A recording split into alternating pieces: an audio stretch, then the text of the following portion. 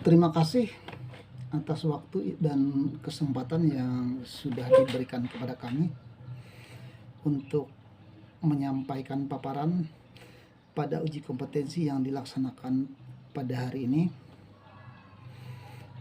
Assalamualaikum warahmatullahi wabarakatuh. Salam sejahtera untuk kita semuanya. Salam. Om Swastiastu.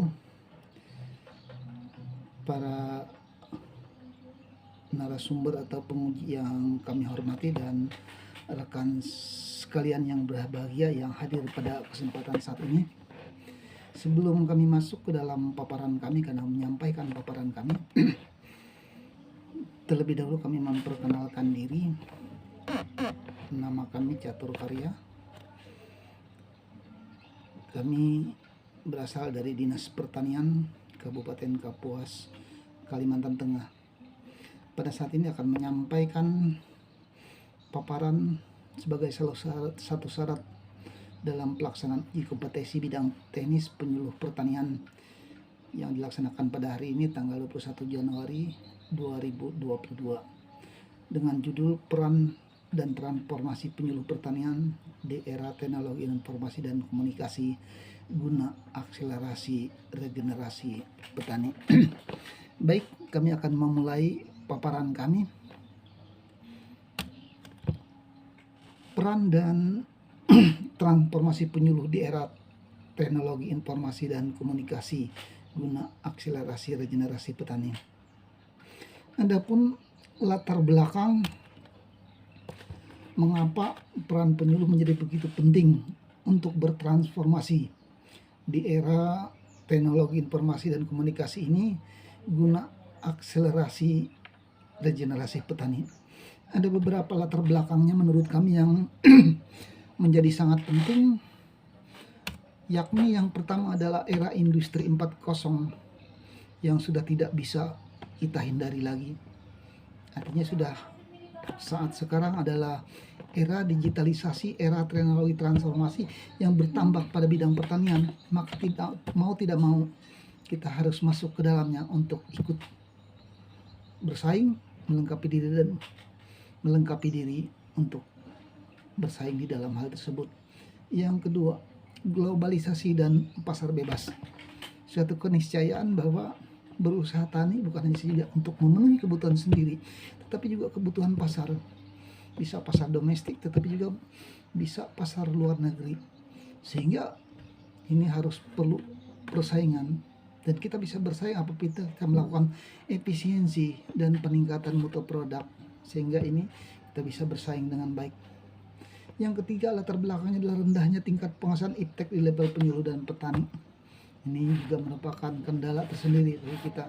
Bagaimana ke depan kita meningkatkannya sehingga kita bisa bersaing dan bisa ikut di dalam pasar bebas tersebut. Selanjutnya, kondisi saat ini pelaku pertanian didominasi oleh angkatan usia lanjut. Artinya petani yang melaksanakan usaha tani saat ini lebih dari 70% yang ada di tingkat lapangan adalah petani usia lanjut. Nah, ini merupakan kendala tersendiri juga, di mana kelompok ini biasanya memiliki penguasaan iptek dan seterusnya mereka masih kurang. Sementara di sisi lain, rendahnya minat kaum muda di dalam berusaha di bidang pertanian. Ini juga menjadi kendala tersendiri. Bagaimana kaum muda yang lebih terpelajar, lebih sedikit dalam tanda petik menguasai iptek, mereka bisa bersaing di dalam pasar bebas ini. Selanjutnya, yang terakhir latar belakangnya adalah regenerasi petani adalah syarat menuju pertanian berkelanjutan dalam rangka mewujudkan ketahanan pangan dan kedaulatan pangan. Artinya bahwa regenerasi wajib dilakukan sehingga ada jadi perubahan ke depan. Kemudian dari latar belakang tersebut ada beberapa tujuan yang ingin dicapai. Yang pertama, penyuluh pertanian menguasai iptek. Ini wajib hukumnya, karena bagaimanapun juga tidak mungkin ujung tombaknya petani dan penyuluh di lapangan ketika penyuluh tidak menguasai iptek atau belum menguasai iptek. Bagaimana mungkin dia bisa memberikan pembelajaran, memberikan bimbingan kepada petani itu sendiri. Kemudian kualitas SDM penyuluh yang handal, proporsional dan bersaing sehingga inovasi teknologi dapat diterapkan. Yang ketiga, meningkatkan minat dan peran kaum muda untuk terlibat langsung dalam bidang pertanian. Tujuannya yang keempat, meningkatkan kemampuan daya saing kegiatan usaha tani. Dan yang terakhir adalah peningkatan produksi dan pendapatan usaha tani. Berangkat dari latar belakang dan tujuan, di mana peran dan penyuluh dan perubahan penyuluh itu sendiri dalam rangka percepatan regenerasi petani, maka ada beberapa peran penyuluh pertanian di teknologi informasi dan komunikasi. Yang pertama, sebagai fasilitator. Tugas sebagai fasilitator yang pertama adalah menjembatani kebutuhan petani. Mana ada kebutuhan petani yang harus difasilitasi oleh penyuluh. Kedua, membangun jejaring kemitraan atau kerjasama baik dengan pihak dalam maupun pihak luar. Yang ketiga, menanggapi permasalahan yang dihadapi oleh petani. Yang keempat, mencari informasi pasar untuk petani. Dan yang kelima, memudahkan permodalan petani. Kemudian peran penyuluh adalah sebagai formulator.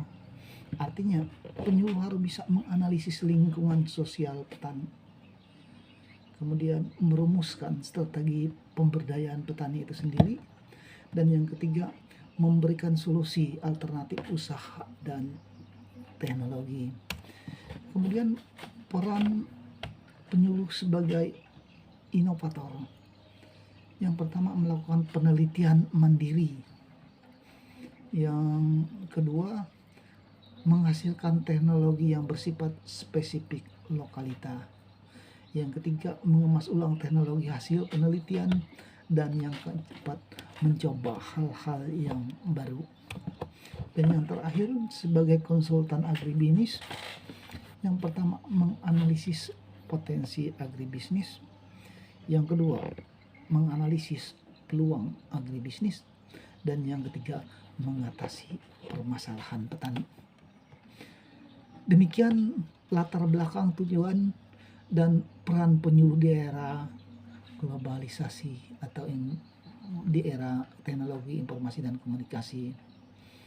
Dan dalam pelaksanaan implementasi generasi petani oleh penyuluh pertanian yang dapat dilakukan adalah berangkat dari kondisi saat ini dan apa yang bisa dilakukan. Yang pertama adalah tingkat penguasaan penyuluh pertanian masih rendah dikatakan, maka upaya yang dilakukan adalah penyuluh harus menyesuaikan diri dan melengkapi diri dengan perkembangan kemajuan itu. Ini yang paling mendasar, karena penyuluh adalah sebagai contoh mbak dalam membimbing petani. Yang kedua, masih kurangnya pendekatan dan perhatian guna menumbuhkan rasa kecintaan kepada generasi muda untuk berusaha tani. Maka supaya yang bisa dilakukan oleh penyuluh, yang pertama adalah melakukan pendekatan. Pendekatan yang pertama adalah sasaran penyuluhan tidak hanya petani dewasa, namun mulai lebih banyak memperhatikan petani muda atau pada kaum milenial.